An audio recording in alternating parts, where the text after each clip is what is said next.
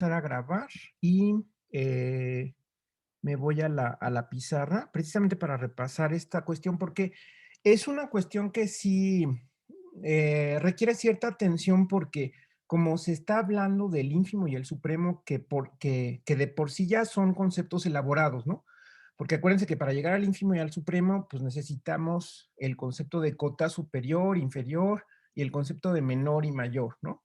Entonces, eh, ya de por sí esos conceptos son elaborados y ahora lo que estamos comentando es que de uno se obtiene el otro, en el caso general, en el caso completo, por decirlo así.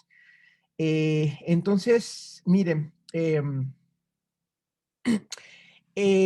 son dos cuestiones, pero que están muy relacionadas. Primero es la cuestión de generar una subestructura, ¿ok? Eso fue parte de lo que tratamos la vez anterior, la última clase. Entonces, fíjense, primero es el asunto de generar una subestructura, ¿verdad? Y después, esa situación de generar una subestructura, lo cual, ¿qué quiere decir generar una subestructura?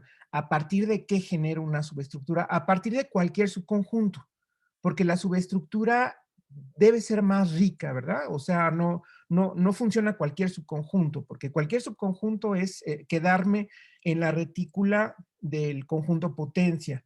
Y si quiero hacer más fino la situación, entonces tengo que considerar bueno, el copo, de entrada, el copo de subestructuras. Entonces, si yo tengo un subconjunto cualquiera, pues ese no es una subestructura necesariamente. ¿Cómo construyo una subestructura a partir de un subconjunto cualquiera?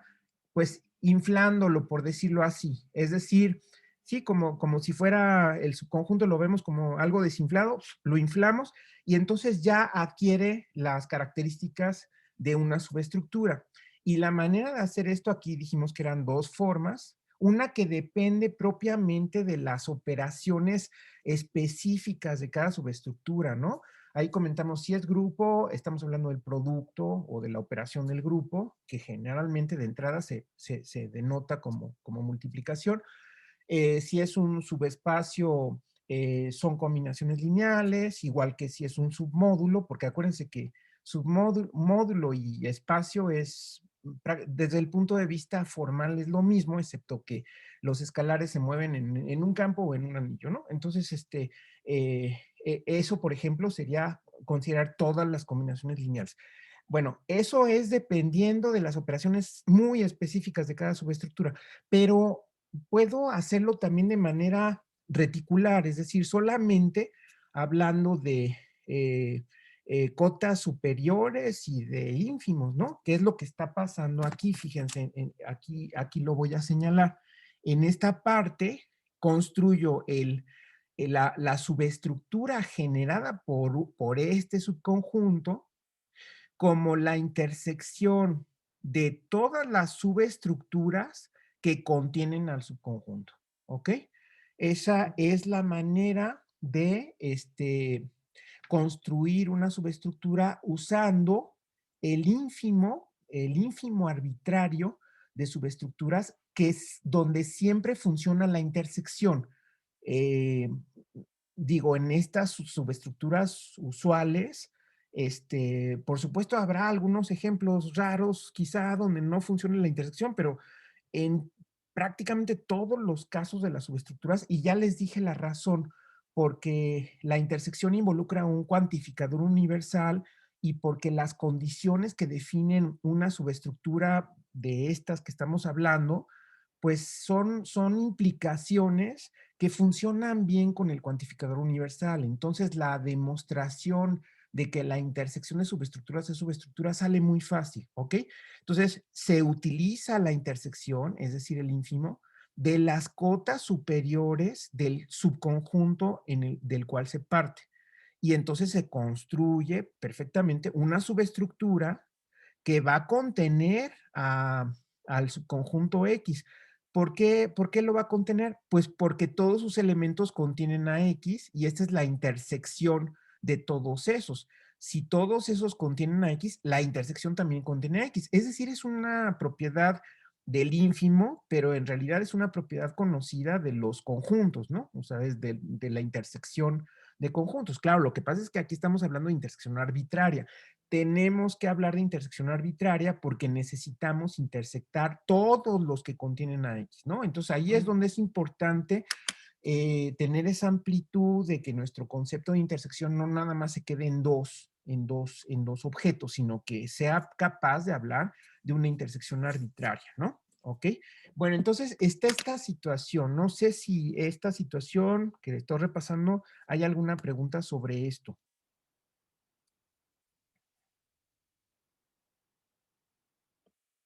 No, profe. Ok, aquí repito, en cada caso sustituyen, en vez de decir subgrupo, sustituyen submódulo, sustituyen subespacio, sustituyen subanillo, lo que haya que sustituir. ¿Ok?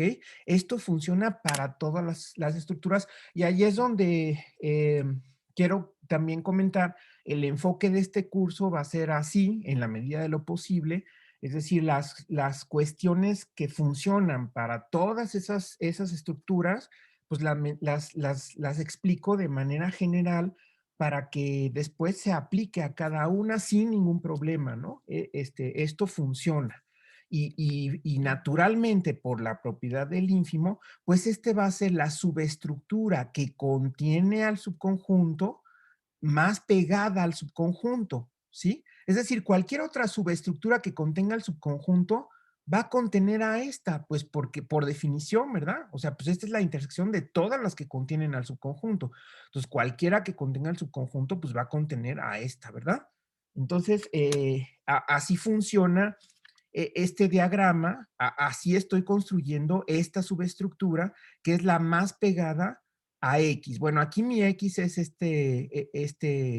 subconjunto anaranjado, que en este caso es una unión, ¿ok? Pero eso se puede describir en general.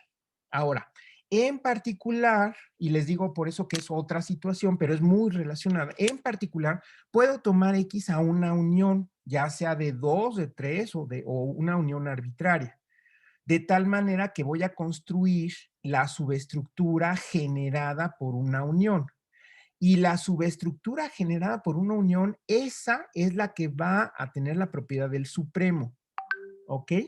Entonces, en particular aquí, bueno, aquí lo estoy poniendo, por ejemplo, aquí lo puse, X igual a la unión de H con K, pero también puedo tomar X igual a la unión de una familia arbitraria de subestructuras, ¿no? ¿Ok?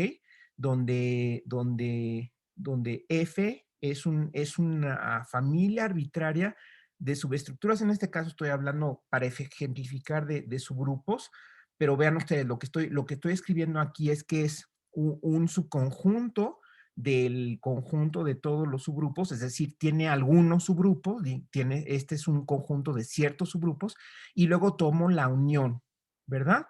Entonces aquí, con esta notación muy sencilla, donde no tengo que usar subíndice, digo, otra notación podría ser la unión de las HIs, donde I está en un conjunto de índices, como le quieran llamar, y HI son subgrupos de G, ¿no? O sea, podría ser así, o podría poner la unión de las H's que se mueven dentro de la familia, ¿verdad? Pero esta notación es más abreviada y se entiende que lo que estoy haciendo es, la unión de la familia es la unión de cada elemento de la familia, ¿no? Es decir, por definición, la unión de la familia es el conjunto de los elementos del grupo que están en alguno de la familia, ¿no? ¿Ok? Sí estamos hablando de eso y hay que ponernos de acuerdo de cómo se escriben las cosas, cómo se pueden abreviar, cómo es más práctico. A veces, si se pueden excluir los subíndices, pues mejor y ya nada más hablamos de eso, sin subíndices y eso debe poderse interpretar adecuadamente. ¿Ok?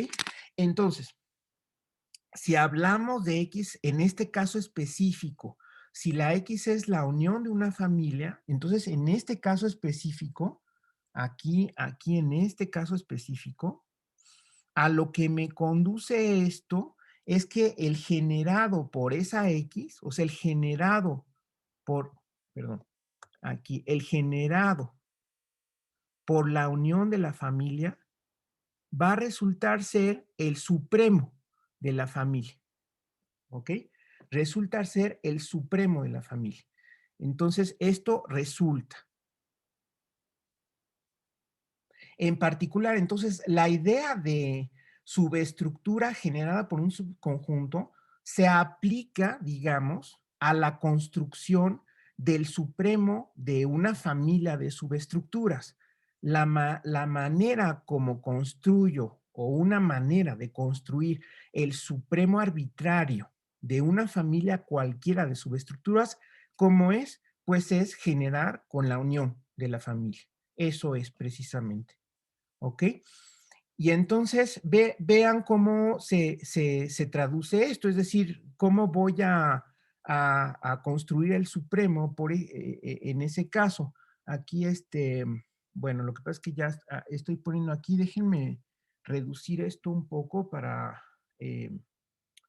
poder maniobrar. Bueno, aquí, bueno, no sé, mientras hago estas cuestiones de escritura aquí, díganme si hay algún comentario o preguntas sobre esto que estoy explicando, que estoy completando la explicación, este, pues porque es algo elaborado y sí tiene que estar bastante claro. Entonces no sé si quieran comentar sobre eso.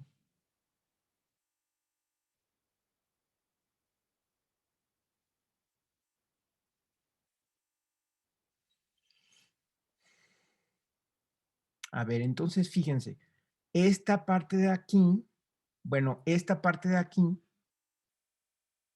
déjenme esto, pues aplicarle esta definición de arriba. Es decir, esto sería la intersección de las subestructuras, en este caso son subgrupos, tal que la unión está contenida en H. Aquí quedamos que lo correcto es usar el símbolo de contención cuando estoy comparando dos cosas que son subconjuntos, pero no necesariamente subestructuras. Esta es subestructura, pero este es subconjunto. Entonces, por eso estoy usando la contención, el símbolo redondo. El símbolo menor o igual, el símbolo angular, digamos, lo uso solamente cuando comparo dos subestructuras, y eso es en general. Entonces, aquí sería poner que la unión de F esté contenido en H. Pero que la unión de F esté contenido en H por la propiedad de la unión, que de hecho es el supremo en el copo de conjuntos, es equivalente a que H contenga a cada elemento de F, ¿ok? Es decir, aquí puedo escribir para toda, tal que, para toda, este, F en F, F esté contenido en H. Bueno, y aquí se puede usar el menor o igual, ¿verdad? Porque aquí los elementos de F, F es una familia, vean ustedes, aquí estoy poniendo, F es una subfamilia de las subestructuras. Es decir, los elementos de F son subestructuras, véanlos ahorita como subgrupos, pero puede ser cualquier cosa. Y aquí yo puedo usar el símbolo menor o igual porque estoy comparando dos subestructuras. ¿Verdad? Entonces, fíjense cómo esta situación que se refiere a cualquier subconjunto, a inflar cualquier subconjunto para obtener una subestructura, se aplica en particular a una unión de una familia y esto se traduciría en esto que estoy señalando aquí. No sé si queda claro ese paso que estoy dando de esta situación a esta. Sí, bueno, también un comentario, Sí, no sé. adelante. Por ejemplo, ahí en la definición que dio arriba de el generado por ese conjunto arbitrario X, que es la intersección de todos los subgrupos que lo contienen como conjunto, ¿no? Como, bueno, que en el que ese X es un conjunto de cada subgrupo. Ajá. En un lado, bueno, ahí pone que H, bueno, está de un lado se tiene la relación de, digamos, el copo de, ¿cómo se le llama? Ay, Bueno, el copo de, digamos, el copo de los subgrupos, o ajá, no sé cómo se llamaría, el que tiene todos los subgrupos, ¿no? Ese es un copo. sí, exacto, sí es un Ajá. copo. Entonces ahí se Lo que tendría. estamos intentando es hacerlo retícula, pero en principio es Ah. un copo.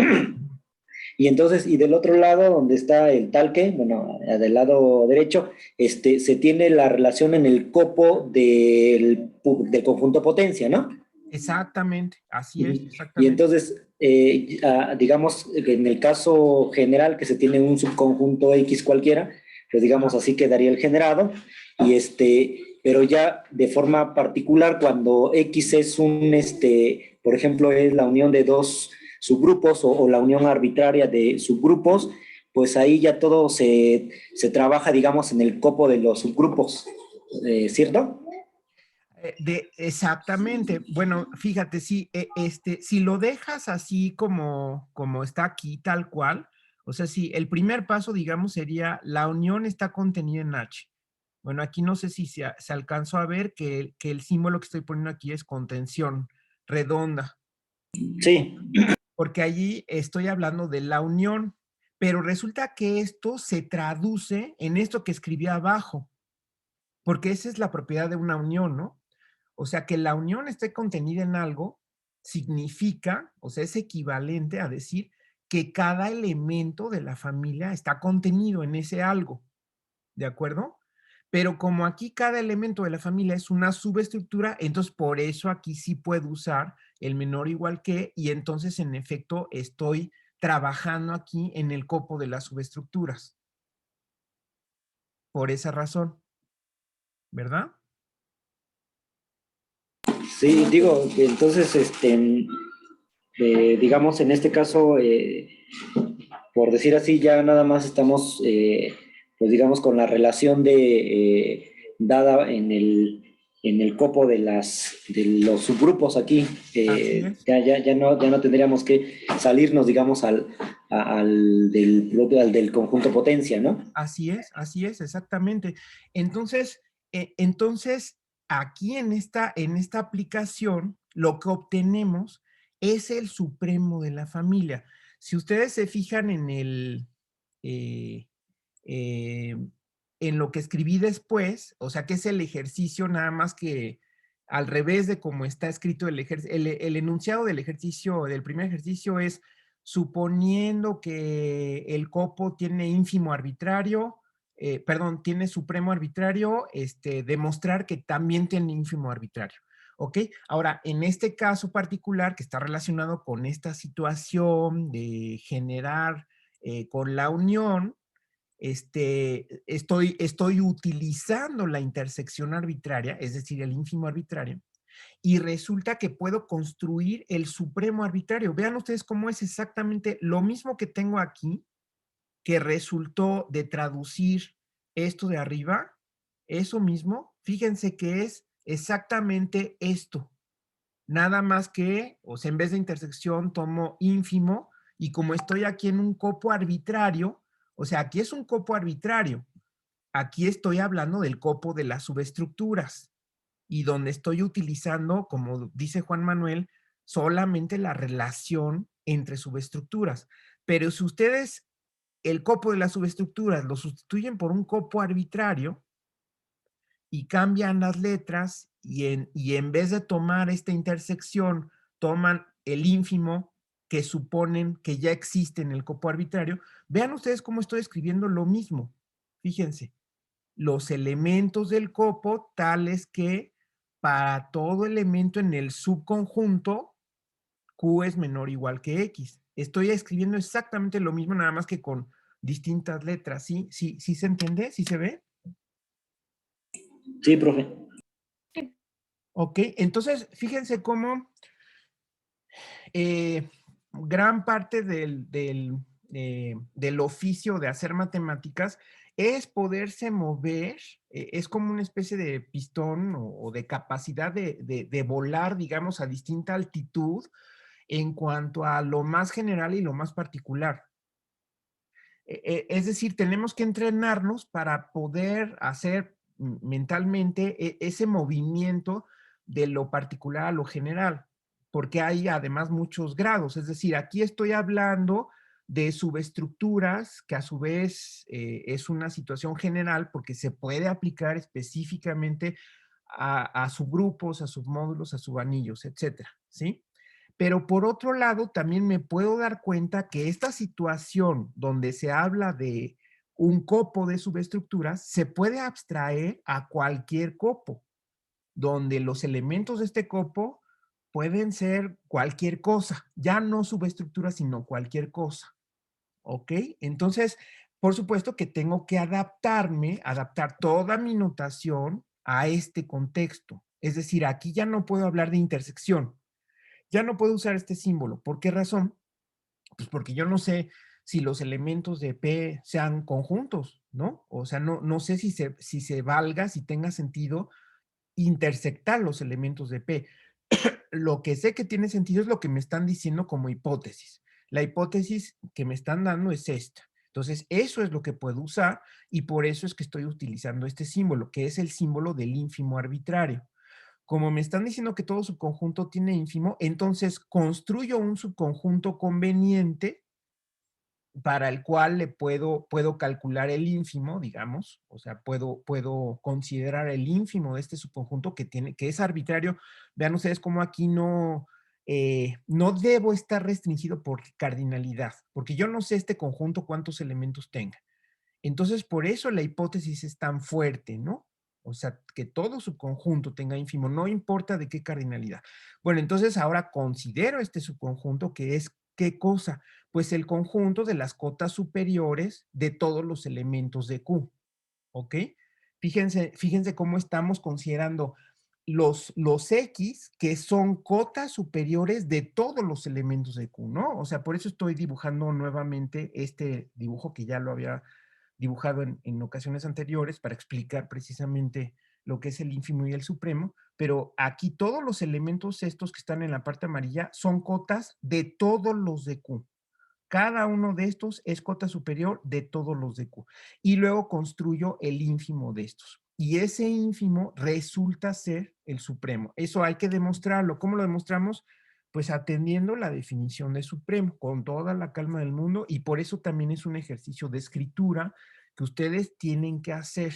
Eso es muy importante porque no basta con de lejos entender que las cosas funcionan, sino hay que meterse a escribir las cosas, hay que meterse al oficio, porque ahí es donde se afina todo, ¿no? Ahí es donde se hace mucho más preciso todo el aprendizaje y el entendimiento, ¿ok? Entonces sí es importante que lo escriba. Bueno, no sé si con esta explicación, que ya nos llevamos un cierto tiempo, pero para que quede bien claro, porque es muy importante y porque es algo general para todas las estructuras. No sé si hay alguna pregunta sobre esto.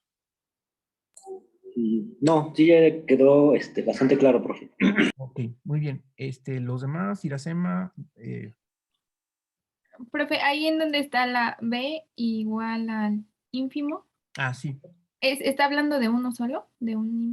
¿O de todos los tamaños? A ver, estoy hablando del ínfimo de un subconjunto, ¿no?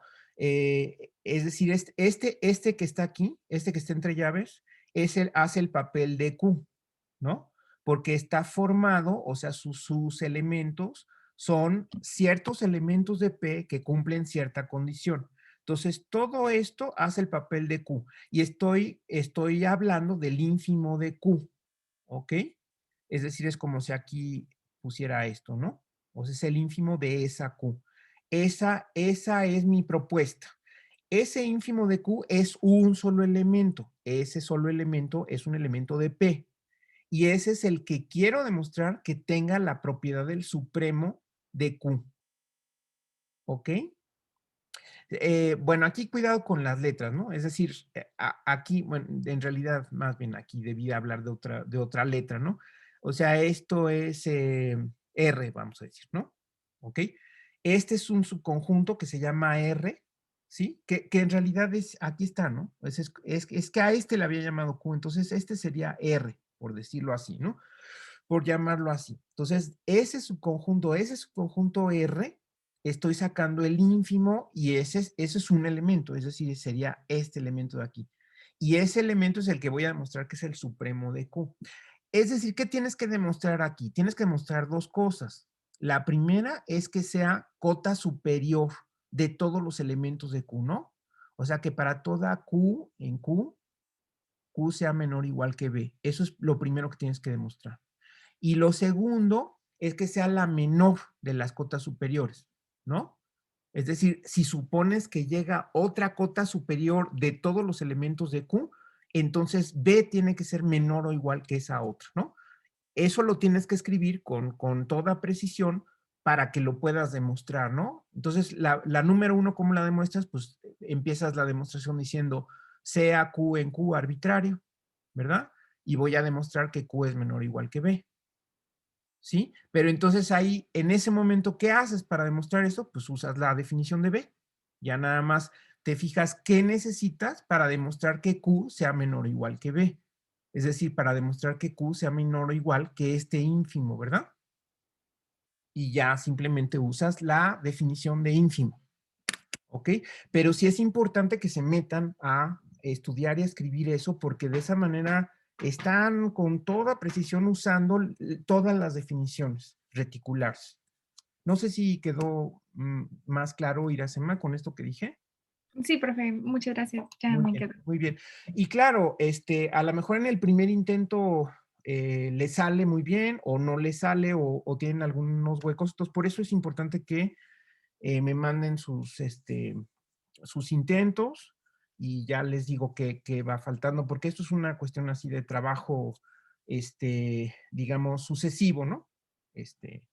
Si queda muy bien a la primera, pues yo los felicito y les digo, ya quedó muy bien, así está muy bien, o a lo mejor hay cosas que ajustar, pero estos ejercicios son importantes y el mensaje, aunque sea reiterativo, es, si ustedes están en un contexto muy específico, como son grupos, anillos, etcétera, y quieren demostrar cosas que se pueden decir de manera general, como esto que les estoy diciendo, háganlo de manera general, porque entonces se simplifican las cosas. Ya nada más se concentran en estas cuestiones de orden.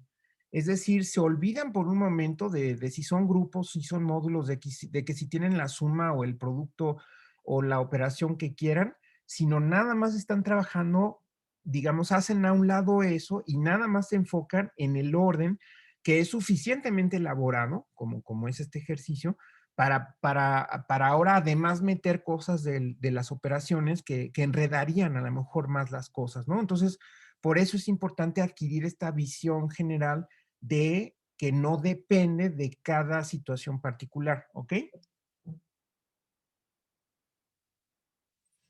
Bueno, profe. bueno, muy bien.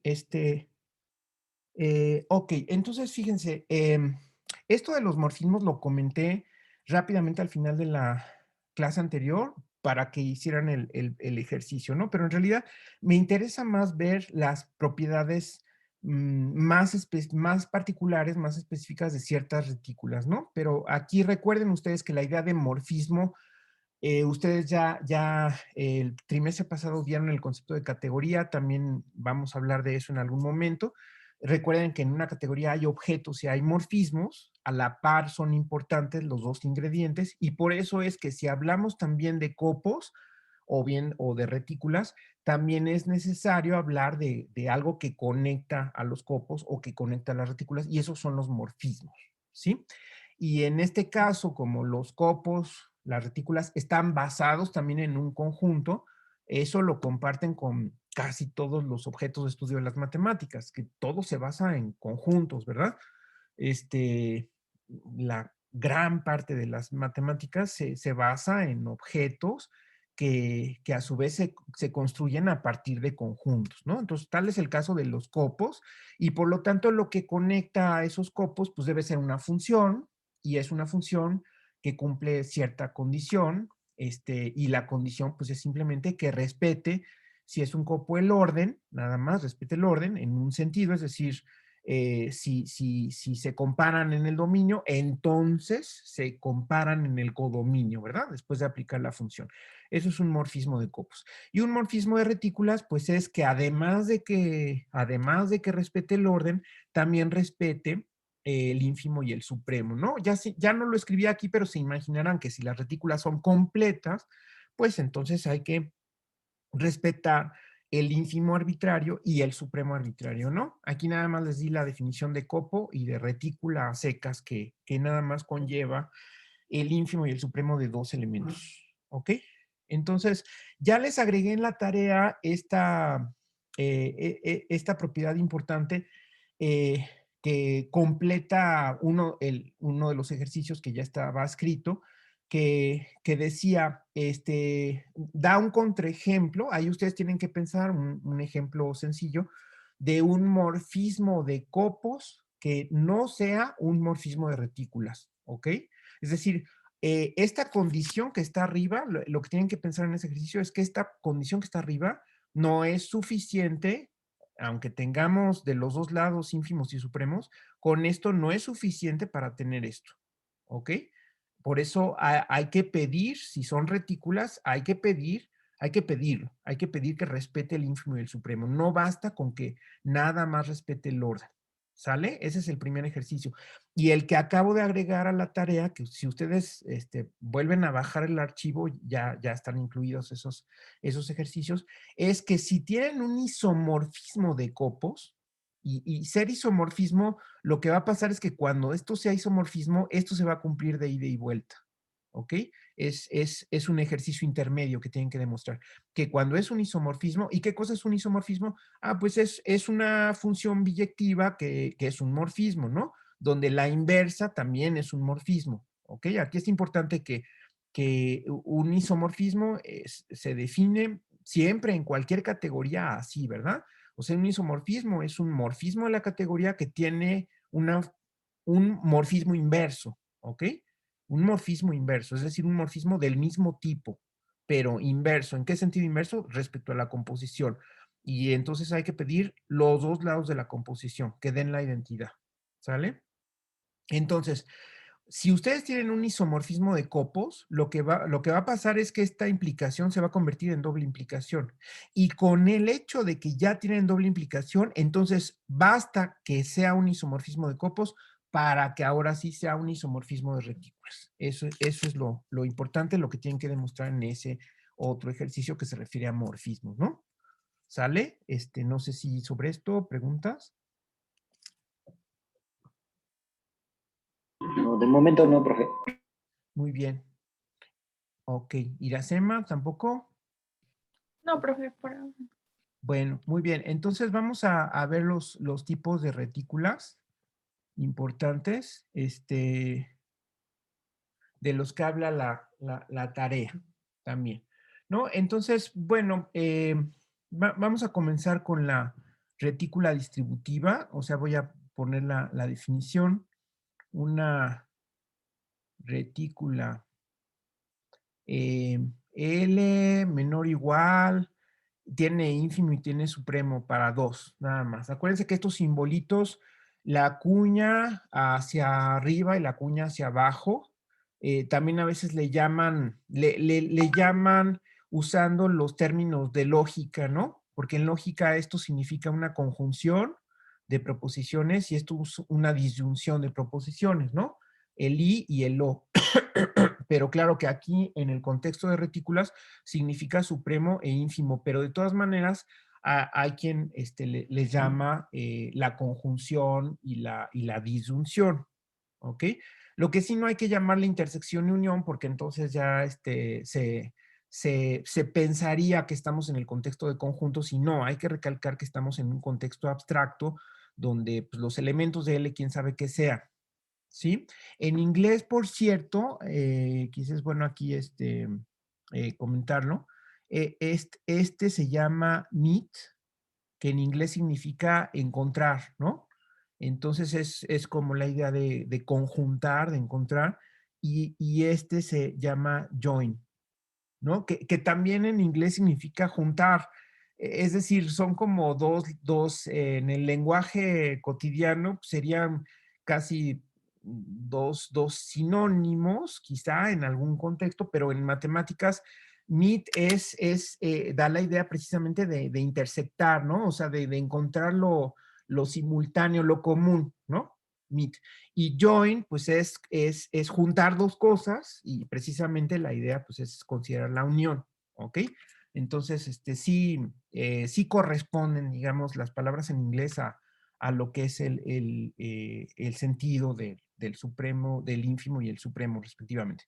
Bueno, me van diciendo, si tienen algún comentario, me interrumpen sin problema. Entonces, una retícula, se llama distributiva. Por supuesto, aquí ya estoy de entrada, suponiendo que tiene la propiedad retícula, ¿no? Ya, de entrada, ya aquí ya tienen muchas cosas, ¿no? Entonces, se llama distributiva, sí. Bueno, pues para toda terna de elementos, aquí puedo poner pertenecen a L o ya se entiende que son elementos de L, ¿no? Ya, no necesito poner pertenecen a L. Pues justamente empiezo por esta propiedad porque es muy conocida y sería pues que el ínfimo se distribuye respecto al supremo. ¿Ok? Esta sería justamente la propiedad que uno entendería como distributiva. Si está, por ejemplo, uno pensando en el producto y en la suma, pues eso es lo que pasa cuando decimos que el producto se distribuye respecto a la suma, ¿no? Es decir, aquí lo podemos decir con todas las palabras, ¿no? El ínfimo se distribuye respecto al supremo. ¿Ok? Y fíjense que bueno, no la casualidad, sino es interesante que esto es equivalente, y ese es otro ejercicio de la tarea, a decir lo dual, es decir, que el supremo distribuye al ínfimo. Es decir, si consideramos la propiedad alternativa, que sería en vez de ínfimo poner supremo y en vez de supremo poner ínfimo, y escribir exactamente lo mismo, pero con los signos cambiados, ¿ok? Es decir, aquí lo que haríamos, pues lo que diríamos es esto mismo, pero al revés, ¿no? O sea, bueno, perdón, intercambiando las palabras supremo e ínfimo, ¿no?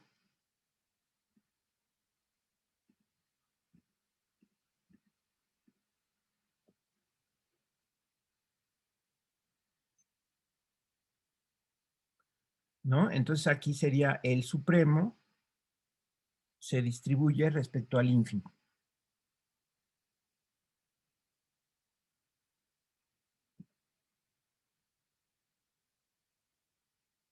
Se distribuye respecto al ínfimo.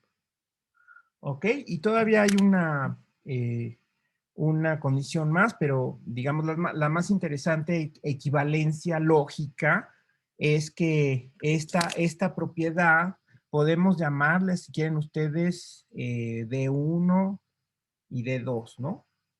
Entonces D1 es equivalente a D2, ¿no? Esto es lo que estamos diciendo, que D1 es sí, solo sí, D2. Claro, bajo la hipótesis de que tenemos una retícula, ¿no? Bueno, es que necesitamos una retícula para poder hablar del ínfimo y el supremo, si no, pues estos símbolos que quieren decir, ¿verdad? Entonces es muy interesante, también es un ejercicio de, de entrenamiento para que ustedes sepan perfectamente que ya saben manejar la definición de ínfimo y supremo. Eso es todo lo que se hace. Solamente se maneja la definición de ínfimo y supremo para demostrar que son equivalentes estas dos propiedades, ¿no? Ok, entonces eso pues es más o menos natural, ¿de acuerdo? ¿Vamos bien? Eso es una retícula distributiva. Ok, luego, Y, profe, dime, sí, adelante. bueno, ya ve que en el libro de el de álgebra universal que estamos Ajá. bueno, que leímos la otra vez, Sí. empieza dando bueno, usando estos símbolos, Sí. diciendo que son operaciones, ¿no? Ajá. Entre, bueno, elementos de algún conjunto, y bueno, tienen ciertas propiedades, ¿no? Que Sí. tienen la propiedad conmutativa, asociativa, Así es. una propiedad que le llaman de absorción, Así es. y bueno, y a partir de ahí, define lo que es una retícula, ¿no? Ajá. Entonces, digamos, ahorita ya estamos utilizando, digamos, estos símbolos de las cuñitas, como ínfimo supremo. Sí. Entonces, digamos, de momento ahorita vamos a trabajarlo así, no mezclarlo con lo otro. Sí, O, exacto, exacto, sí, sí, sí. Ahorita no es necesario considerar una retícula como una estructura algebraica. No es necesario eso. Digamos, para no complicar más las cosas, prefiero ahorita considerarlas como una estructura de orden donde el ínfimo y el supremo, en vez de definirlos por medio de axiomas, los definimos con la propiedad del ínfimo y del supremo, es decir, la mayor cota inferior y la menor cota superior, ¿no? Es decir, eso es lo que hay que usar para demostrar estas cuestiones. Ahora, estas otras propiedades o igualdades que mencionas, como puede ser la conmutativa, o no sé si sea la de absorción, que cuando X es menor o igual que Y, por ejemplo, cuando X es menor o igual que Y, entonces el supremo de ambos es Y, y el ínfimo de ambos es X, por ejemplo. Ese tipo de cosas pues, se pueden demostrar con la definición de ínfimo y supremo como menor cota superior y mayor cota inferior sin problema. Entonces, en particular, esta equivalencia la pueden demostrar directamente de la definición, ¿no? No necesitan otras cuestiones adicionales que también se pueden demostrar en el Inter, ¿no? ¿De acuerdo? Entonces, si se puede demostrar directamente, pues mejor. Entonces, la sugerencia es, por ejemplo, aquí, a ver, ¿cómo demostraríamos? No lo voy a hacer porque es largo. Eso sí, son demostraciones largas y por eso hay que escribirlas bien. Fíjense, si suponemos D1 y queremos demostrar D2, pues lo que hacemos es, tenemos esto como hipótesis, ¿ok? Queremos demostrar esto, pues entonces empieza con un para todo, pues entonces hay que empezar la demostración, sean X, Y, Z, arbitrarios, en L si quieren poner, que sean X, Y, Z en L. Ahora, para demostrar una igualdad en un copo, de hecho, pues hay que usar la propiedad antisimétrica. Es así como el caballito de batalla. Si quieren demostrar la igualdad de dos elementos en un copo, pues usan la propiedad antisimétrica, que es qué cosa. Primero un menor igual y luego otro menor igual, ¿verdad? O sea, es como exactamente como lo hacemos en conjuntos, la doble contención famosa, pues aquí es el doble menor igual. ¿Por qué? Porque es un copo y tiene la propiedad antisimétrica, ¿verdad? Entonces tienen que organizar su demostración. Primero voy a demostrar este menor igual, ¿ok? Y ahora se van yendo hacia atrás, digamos. ¿Qué necesito para demostrar este menor igual? Pues tengo una unión de dos cosas. Aquí es importante este paréntesis, tomarlo como un elemento. Entonces, quiero ver que esta unión es menor o igual que este elemento. Entonces, por la propiedad del supremo, basta que cada uno de ellos sea menor o igual que este elemento. ¿Sí ven? Y así van razonando. Entonces, ya nada más se concentran en demostrar que es menor o igual que este elemento. Ahora se fijan cómo es este elemento. Pues es un ínfimo de dos cosas. Entonces, para demostrar que esta X es menor o igual que este ínfimo, basta demostrar que X es menor o igual que este y que X es menor o igual que este. Pero eso ya se ve, ¿verdad? Que X es menor o igual que este por la propiedad del supremo y que X es menor o igual que este por la propiedad del supremo. Entonces, ya al escribir la demostración, lo que hacen es escribirla al revés de cómo lo van pensando, ¿no? Si se fijan, por eso estos ejercicios son muy interesantes. Se puede decir, aunque no estemos hablando, bueno, estamos hablando de operaciones, como dice Juan Manuel, se puede considerar el ínfimo y el supremo como operaciones. Es decir, estamos también hablando de álgebra, aunque sean estructuras de orden, pero sí es álgebra. Y el pensamiento algebraico es precisamente como se consideraba en la antigüedad, o sea, en la época de los griegos, ¿no? En la antigua Grecia, que era primero hacer un análisis y luego una síntesis. Esos dos procesos eran uno contraparte del otro, ¿no? Y entonces cuando se escribe una demostración, pues es porque ya estamos haciendo el análisis, pero previamente hay que hacer una síntesis. Es decir, hay que primero, más bien al revés, primero hay que hacer un análisis, o sea, hay que desmenuzar, y luego hay que escribir la síntesis de lo que pensamos, ¿no? Y generalmente cuando leemos un texto de matemáticas, pues ya la leemos sintética, ¿no? O sea, ya nos dice demostración, esto pasa, por lo tanto esto, por lo tanto esto, por lo tanto esto. Pero previamente para pensar esa demostración, tuvimos que partir de a dónde queremos llegar y luego irnos para atrás, qué necesitamos para eso, ¿no? Eso es parte del oficio, ¿verdad? Entonces, estos ejercicios son muy, muy importantes precisamente para entrenarnos en estas cuestiones del análisis y de la síntesis, que es otro pistón, por cierto, ¿verdad? Entonces, y en particular estas definiciones de ínfimo y supremo son excelentes para eso. ¿Sale?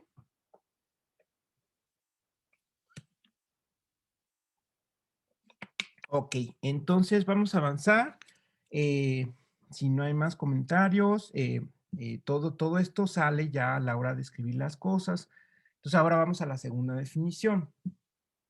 A ver si quieren. Bueno, le ponemos número romano 1, número romano 2. Entonces vamos a partir otra vez de una retícula. Igual, L menor igual. Ínfimo y supremo. Se llama modular. Si para cada 3 elementos, si X es menor o igual que Y, entonces, a ver, aquí tengo que checar porque luego hay que tener cuidado con eso. Entonces a ver, es Y ínfimo X o Z es igual a X supremo Y y Z. A ver, déjenme checar eso porque luego, esta no es tan, digamos, tan natural o tan familiar como la distributiva, donde pues ya nada más nos acordamos de lo que pasa con el producto y con la suma. Entonces, por eso es importante checar si estoy escribiendo bien las cosas. Entonces, déjenme irme bueno, de hecho al libro, porque en la tarea creo que no mencioné lo de modular. Bueno, aquí está, por cierto, que aquí que estoy en la tarea, el ejercicio 8 es demostrar que son equivalentes esas condiciones de las que hablé, y está esta condición que bueno, tiene que ver un poco con la cuestión modular, ¿no? Pero las más interesantes son la primera y la segunda, ¿ok? Pero me voy aquí al libro nada más para verificar, estar bien seguro que estoy escribiendo bien las cosas. Entonces, bueno, por cierto, también aprovechamos pues para comentar que aquí en el libro pueden consultar, salvo esto que comentó Juan Manuel, que a lo mejor le da el carácter en un cierto momento de operaciones, pero después pues se puede considerar igual como una estructura de orden sin ningún problema, ¿no? Ok, entonces aquí está la definición en la página 12 del texto, ahí está la definición de propiedad distributiva. Entonces, fíjense cómo, igual comentamos la lectura en inglés, una retícula distributiva. Acuérdense que en inglés se dicen al revés, el adjetivo y el sustantivo se dice al revés, ¿no? O sea, es primero el adjetivo y luego el sustantivo. Una retícula distributiva es una retícula que satisface alguna, es decir, either es alguna de las dos leyes de distributividad, y luego, entre paréntesis, comenta que, y por lo tanto, ambas, ¿no? Aquí hence quiere decir por lo tanto, como vamos a ver más adelante, ambas. Es decir, basta con que satisfaga una de las dos. Ah, por cierto, les llamé igual, qué bueno, igual de uno y de dos. Que por cierto aquí está usando este símbolo. Bueno, arriba debe estar explicado por qué no usa el igual, pero no pongan mucha atención en eso. O sea, estamos hablando del igual, ¿no?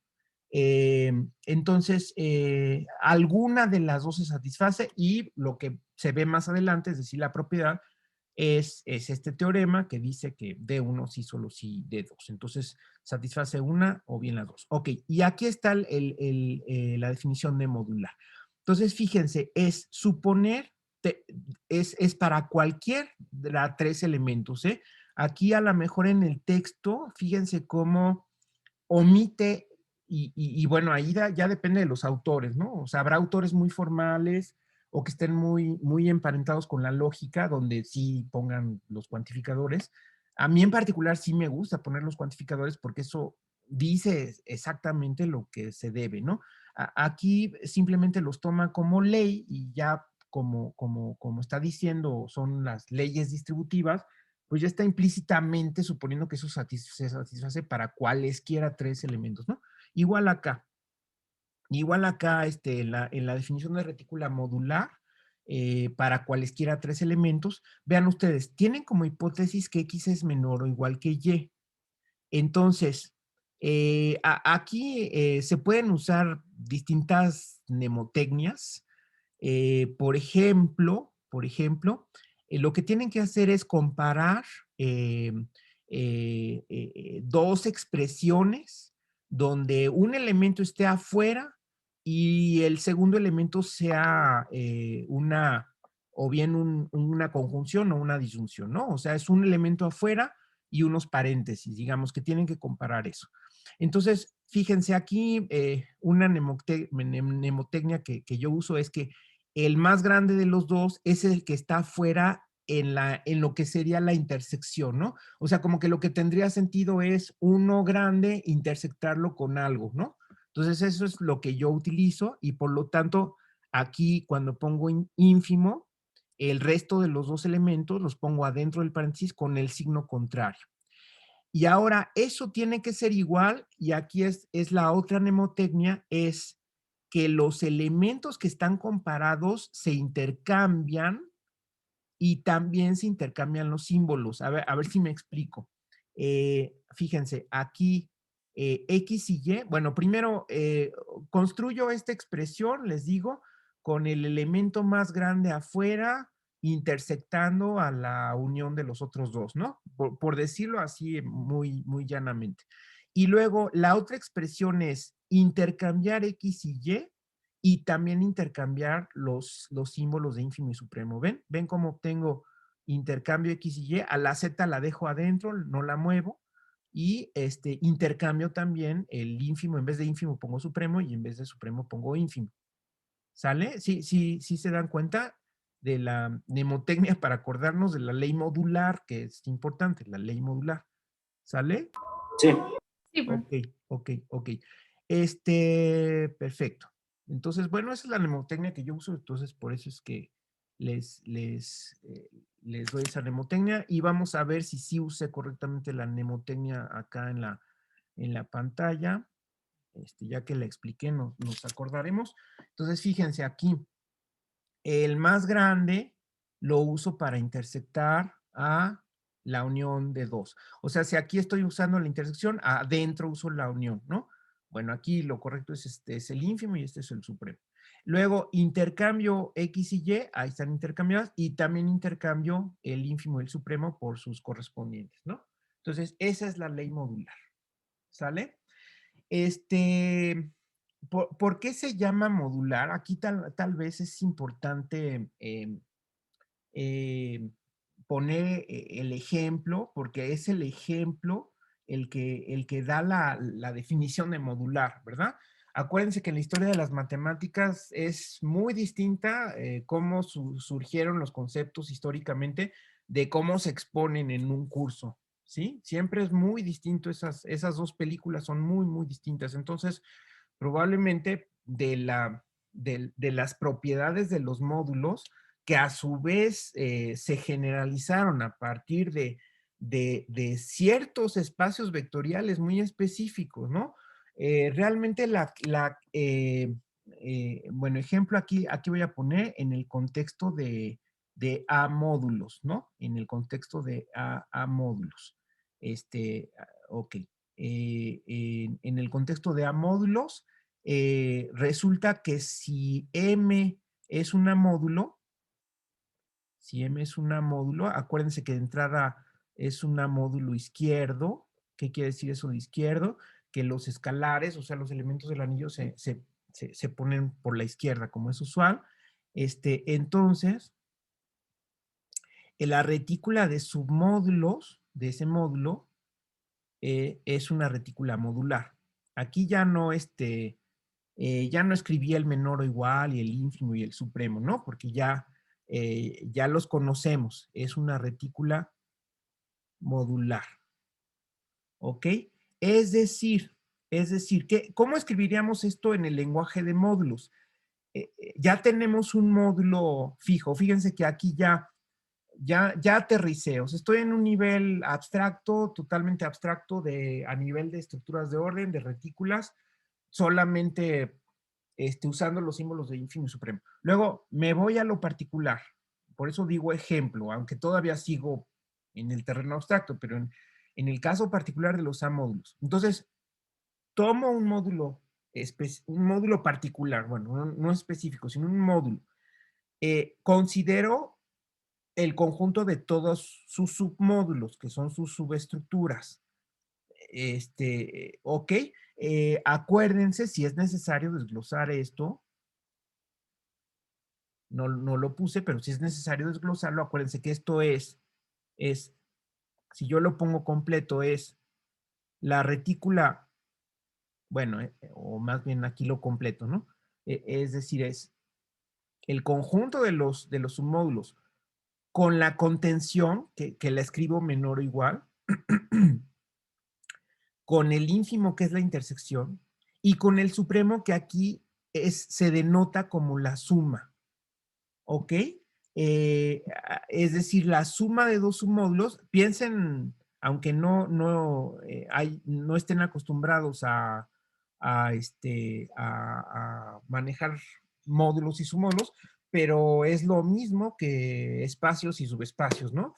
Entonces, en los subespacios, en los submódulos, el supremo es la suma de subespacios, ¿no? Acuérdense ustedes que si todavía queremos comentar, es decir, si tenemos n y l submódulos de M, se define la suma como si fueran subespacios, ¿verdad?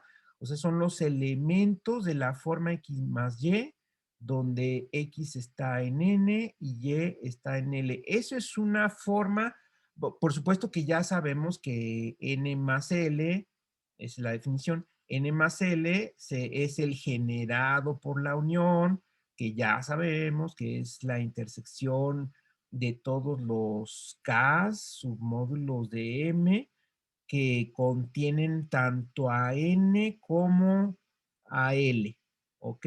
Fíjense ustedes, como si yo desgloso, como comenté al principio de la clase, cuál es el supremo de 2, pues sería construido externamente como la intersección de todos los submódulos que contienen a ambos, ¿verdad? O sea, esta sería una descripción por fuera, pero la descripción por dentro es la suma de dos submódulos o dos subespacios se forma como las sumas de dos elementos, en el caso de subespacios, dos vectores, uno de los cuales está en el primero y el otro está en el segundo. Aquí no tengo que tomar combinaciones lineales porque tomar combinaciones lineales, como son submódulos o subespacios, pues no lo necesito porque cualquier escalar multiplicado por X, pues está en N y se convierte eso mismo en un elemento de N. Entonces, por eso basta simplificar y decir, considera todas las sumas posibles de un elemento de N y otro de L.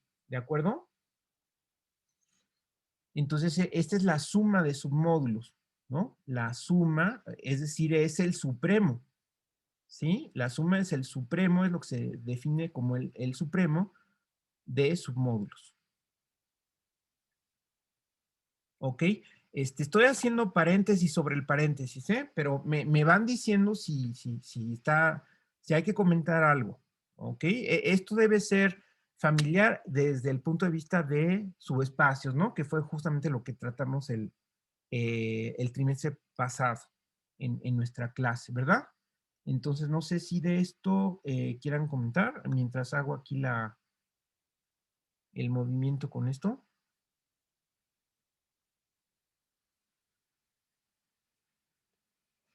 Y bueno, por ejemplo, Ajá, ahí que se tiene que la suma por un lado, ajá, pues es el conjunto de todas las sumas, ¿no? De elementos, tomándolos uno en cada submódulo en este así caso. es, así es. Y por otro lado se está viendo como se definió, digamos, el generado en términos de la intersección de todos Ajá, los submódulos ajá. que contienen a cada uno de estos. Habré que, bueno, no sé, se tendría que probar que son equivalentes bueno, ya lo Sí, tomamos claro. como. Sí, sí, claro, claro. Sí, en cada caso, en cada caso, eh, como lo comenté al principio de la clase, se puede, esta lámina que les enseñé que decía que bueno, decía que la subestructura generada se podía construir de dos maneras, ¿no? Internamente y externamente. Pero refiriéndonos exclusivamente al supremo, se puede construir internamente y externamente, y en cada uno de los ámbitos hay que demostrar que son equivalentes, ¿no? Entonces, para demostrar que son equivalentes, simplemente partes de la descripción interna, por decirlo así, y demuestras que tiene esta propiedad. O sea, demuestras qué cosa, que está contenido en todos los que satisfacen estas propiedades y que además pues es el menor de todos esos, ¿no? ¿Verdad? O sea, si tú demuestras que este subconjunto es el supremo, ¿no? O sea, es justamente demostrar simplemente que es el supremo de N y L, ¿no? Esto ya sabemos que es el supremo, porque de hecho la construcción es una construcción eh, paso a paso de la propiedad del supremo, ¿no? O sea, esta construcción por fuera lo que dice es que es la menor de las cotas superiores, ¿ok? Como lo comentamos la vez pasada.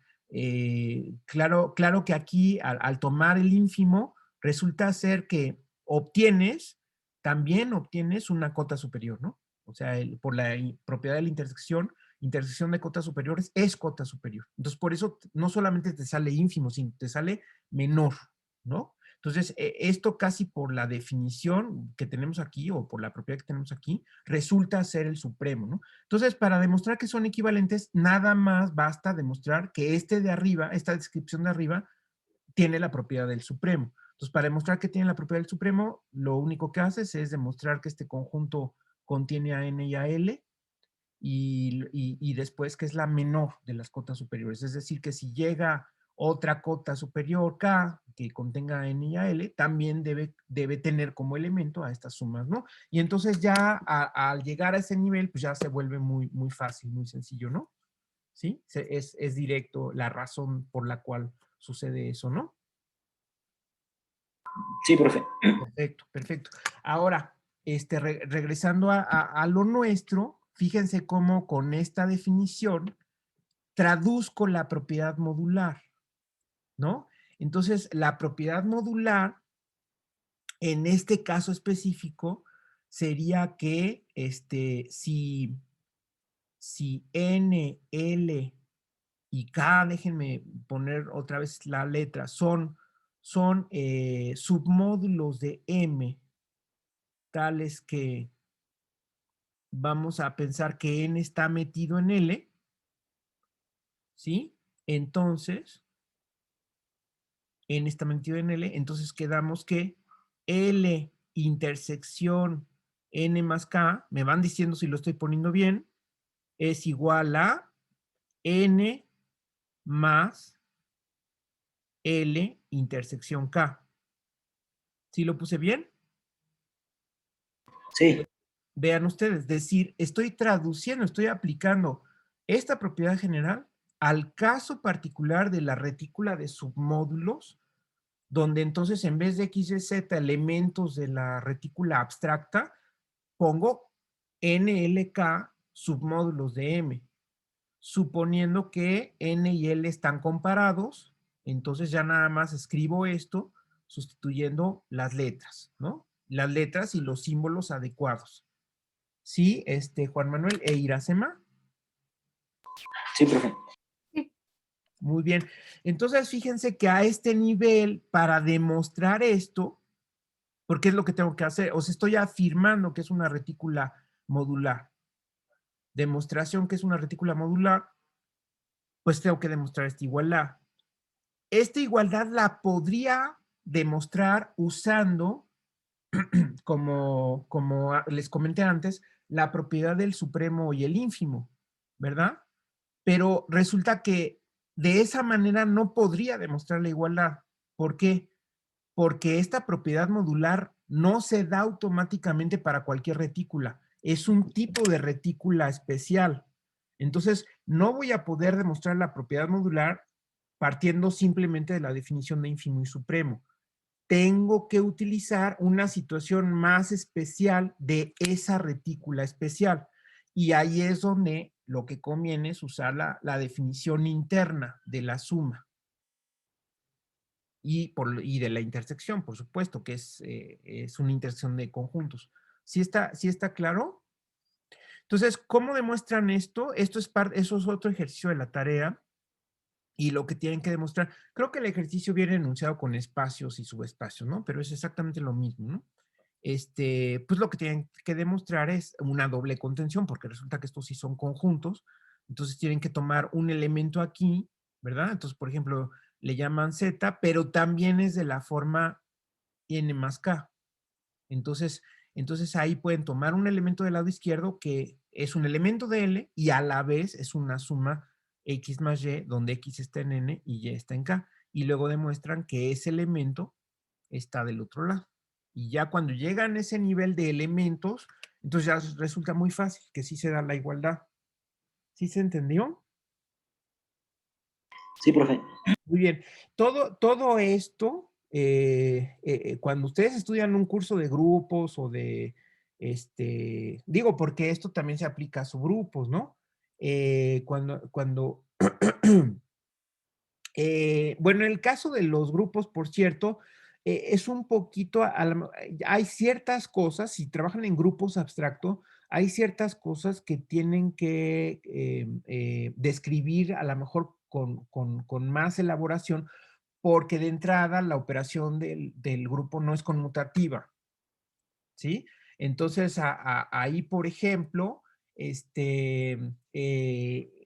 resulta que en los grupos, bueno, ya lo veremos más adelante, pero resulta que en los grupos, si ustedes tratan de definir algo así como la suma, pues resulta que en los grupos esta operación no es conmutativa. Entonces, necesitarían una propiedad adicional de los subgrupos, que es la de ser subgrupo normal, que alguno de los dos sean normales. Entonces, si quieren hablar del supremo de dos subgrupos así en abstracto, si no son normales, tendrían forzosamente que usar esta propiedad, ¿no? Entonces, hay ciertas sutilezas bueno, cuando la operación es conmutativa, pues no hay ningún problema y como en el caso de la suma de vectores en los espacios vectoriales, por ejemplo, ¿no? Bueno, nada más es ese detalle. Pero en este caso sí funciona, sí es una retícula modular y por eso se llama propiedad modular, porque es como que la propiedad que los matemáticos a lo largo de la historia dijeron, pues es una propiedad que cumplen los módulos, que son la generalización de ciertos espacios vectoriales. Por cierto, que esta introducción de los módulos se debe a la matemática Emmy Noether. Emmy Noether fue la que introdujo por ahí del año 20, creo, del siglo XX, o sea, 1920, por ahí, alrededor de, no recuerdo el año exactamente, ella publicó un artículo y ahí fue donde introdujo la teoría de los módulos. Y bueno, pues ahí digamos, se saltó el paso de definir los espacios vectoriales en abstracto y ya de una vez definió los módulos en abstracto, ¿no? Y ya después, en particular, pues se tienen los espacios vectoriales, ¿no? Pero esto es, digamos, una nota histórica. Ok, entonces ahí esto es un ejercicio de la tarea, demostrar que la retícula de subespacios o de submódulos es modular. Bueno, vamos bien. Sí, seguimos adelante con la tercera definición, que es la que me interesa también. Bueno, las tres me interesan. Entonces, la tercera definición es, vamos a partir de una retícula también, ínfimo supremo, una retícula, pero aquí sí necesitamos añadir una hipótesis que es que tenga elemento menor. Fíjense, toda la retícula va a tener un elemento menor que vamos a denotar como 0 y vamos a suponer también que tiene elemento mayor 1. Así se denotan. Usualmente puede haber otras notaciones. Por ejemplo, hay quien usa las notaciones en lógica, nada más lo apunto así como comentario, y al elemento mayor le llama T como de tautología, y en contraparte al elemento menor le llama T al revés, ¿no? Pero bueno, la notación con la que yo estoy más familiarizado es el elemento menor es 0 y el elemento mayor es 1. En ese momento ya ustedes pueden ubicar la retícula, pueden dibujar la retícula así, ¿ok? Es decir, aquí está el elemento menor y el elemento mayor, y todos los elementos están como encerrados ahí entre esos dos, ¿no? A diferencia de un copo arbitrario, donde pues puede estar abierto por arriba y abierto por abajo, ¿no? Pero aquí sí se obliga a que todo elemento del copo, que en particular es un copo, todo elemento está por encima del 0 y todo elemento está por encima del 1, ¿ok? Entonces, digamos que ese es el dibujo de una retícula con elemento menor y elemento mayor. Pero es una retícula a secas, ¿sí? Aquí como comentario es que si L es una retícula completa, si partimos una retícula completa, entonces tiene automáticamente tiene elemento menor y mayor. Elemento menor y mayor, ¿verdad? Porque bueno, el elemento menor sería el ínfimo de toda la retícula, ¿no? Y el elemento mayor y el elemento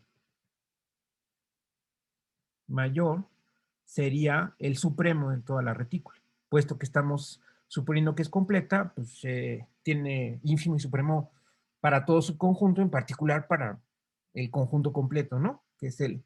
Entonces, aquí no, si es completa no tenemos que añadir la hipótesis, pero si es una retícula seca sí tenemos que añadir esta hipótesis de arriba. Ok, todavía no escribo la definición.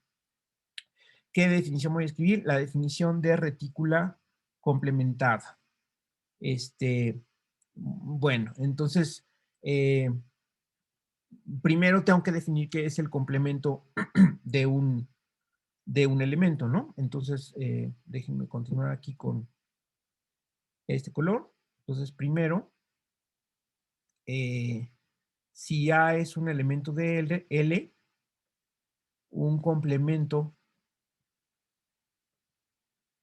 de A es un complemento B en L con la propiedad de que el ínfimo de A y B sea el 0 y el supremo sea el 1. Es decir, tomamos prestada la nomenclatura de complemento de un subconjunto y la llevamos al terreno general, donde en vez de hablar del vacío hablamos del elemento menor, y en vez de hablar del universo pues hablamos del elemento mayor, y en vez de hablar intersección hablamos de ínfimo y en vez de hablar de unión hablamos de supremo, ¿no? Entonces se tienen que cumplir estas dos cosas, ¿no?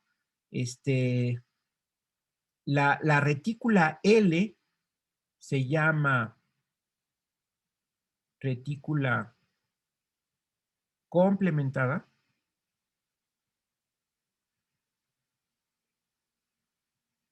si todo elemento de L tiene complemento.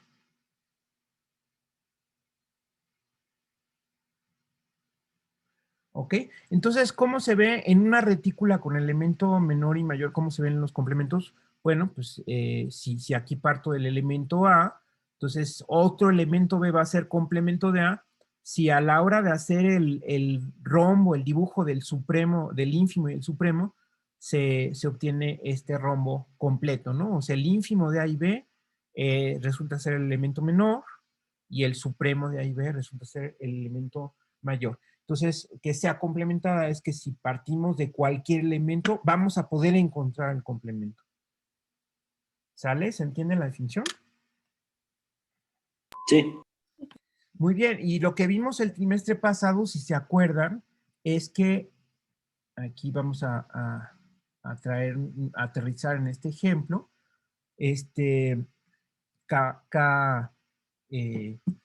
¿Cómo le puse aquí? Bueno, y K espacios. Entonces, dado B un K espacio, donde K es un campo, la retícula de submódulos, perdón, de subespacios, es una retícula,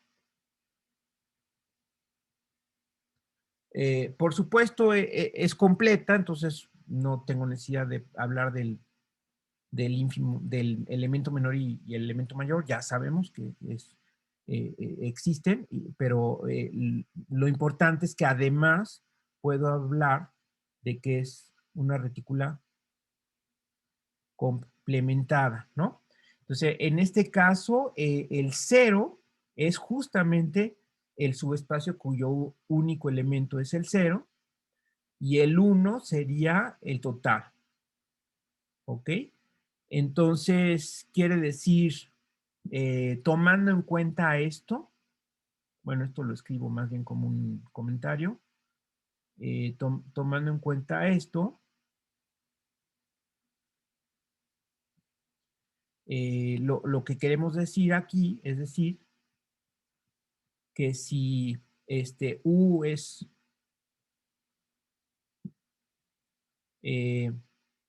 bueno, que si W es un subespacio de B, entonces existe otro subespacio de B, W', tal que W intersección W' es el subespacio trivial y la suma de esos dos subespacios es el total, ¿no? Recuerden que estas dos cosas se abrevia en el lenguaje de subespacios como que la suma directa de ambos es el espacio, ¿no? Esto es lo que se llama la suma directa. Y estos símbolos se utilizan para módulos. Nada más que en los módulos no necesariamente la retícula de sus módulos es complementada. Ahí es muy interesante cómo se ve como una propiedad, la tienen los espacios y los subespacios y no la tienen en general los módulos y los submódulos.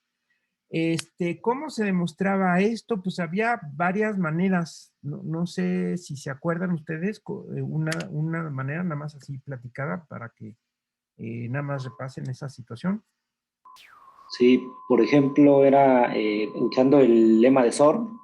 Ajá, sí. Pues no se daba un subespacio arbitrario y se consideraba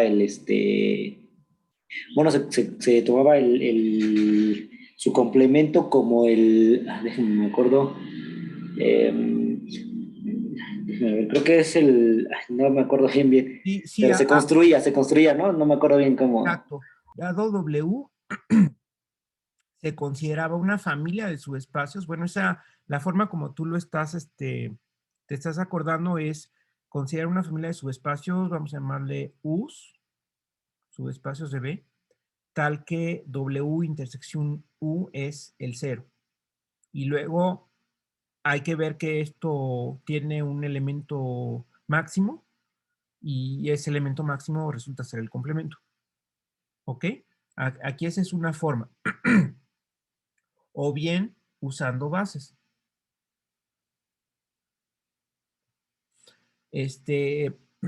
Cualquiera de las dos.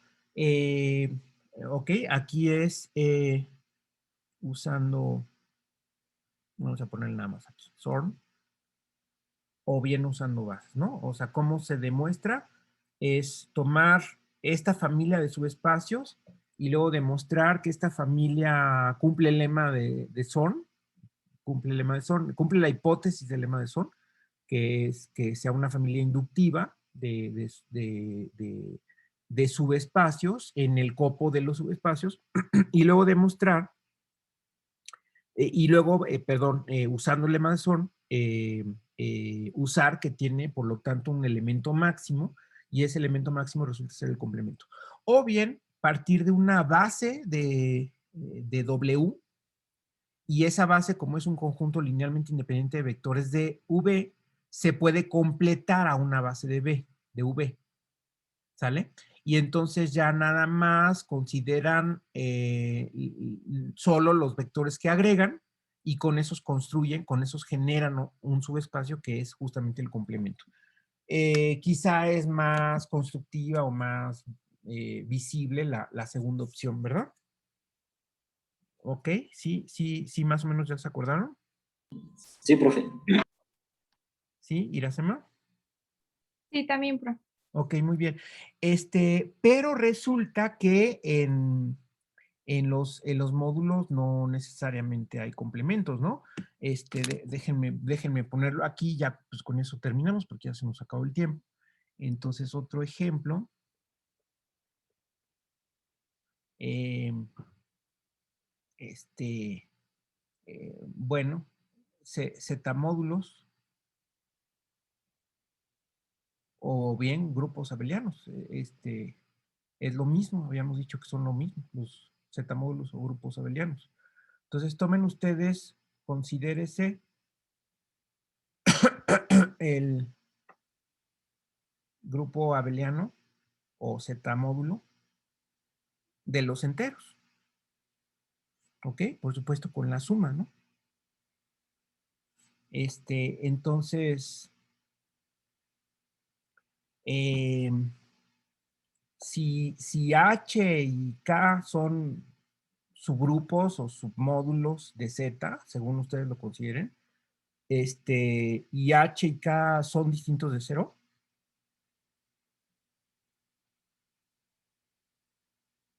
entonces, bueno, aquí, para no redundar, vamos a ponerlo así.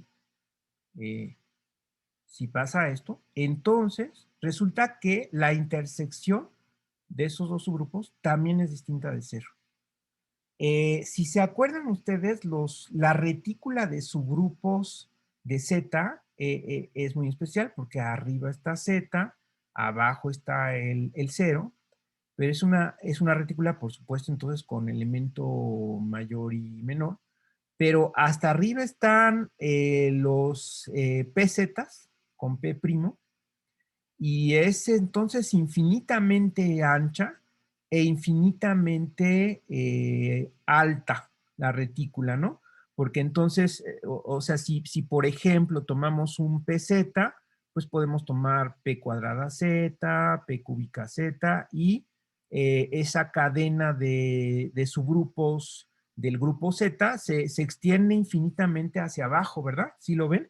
Acuérdense que aquí la contención está directamente relacionada con la divisibilidad de los generadores de esos subgrupos, donde aquí, por supuesto, estoy considerando, estos son los múltiplos de P, el grupo de los múltiplos de P, el grupo de los múltiplos de P cuadrada, el grupo de los múltiplos de P cúbica, y se van conteniendo en ese sentido. Por supuesto que pueden hacer más combinaciones, ¿no? ¿Verdad? Entonces, si ustedes toman cualesquiera dos subgrupos que sean distintos de 0 y los intersectan, la intersección no puede ser 0. Porque de hecho, si por ejemplo intersectan, en el caso de 2z, lo intersectan con 3z, pues eso es 6z, ¿no? Que es distinto de 0. O sea, los múltiplos comunes de 2 y 3 son los múltiplos de 6, ¿no? ¿De acuerdo? Si dos generadores son primos relativos, entonces simplemente los multiplican y obtienen el generador de la intersección. ¿Ok? Entonces, fíjense que por esta propiedad no puede haber complementos. Ningún subgrupo tiene complementos. O sea, ningún H distinto de 0 tiene complemento. Bueno, ningún H distinto de 0 y distinto del total, ¿verdad? Ningún H que sea, ningún subgrupo distinto de 0 y distinto de Z tiene complementos. Es un caso extremo. Los únicos que tienen complemento son los extremos. Los extremos son complementos uno de otro, ¿verdad? Pero si ustedes toman un subgrupo del medio, no puede tener complemento, porque necesitarían que la intersección con otro subgrupo fuera el 0, ¿verdad? Entonces, esto es un ejemplo muy ilustrativo de la gran diferencia que hay entre lo que pasa en los espacios y subespacios y los módulos y submódulos, en este caso específico. Es decir, no toda retícula es automáticamente complementada. ¿Sale? Bueno, no sé si tengan alguna pregunta. Los ejercicios se van a entregar entonces hasta qué fecha. Sí, perdón, sí, no se entregan el domingo. Voy a posponer la entrega, pues posiblemente el martes, el martes en la noche, pero ya les avisaré el lunes, ¿no? Pero por lo menos hasta el martes en la noche. Entonces, no hay problema, hagan lo que hasta ahorita pueden hacer. Con estas definiciones ya pueden avanzar un poco más, ¿verdad? Y el lunes ya lo checamos qué es lo que faltaría. ¿De acuerdo?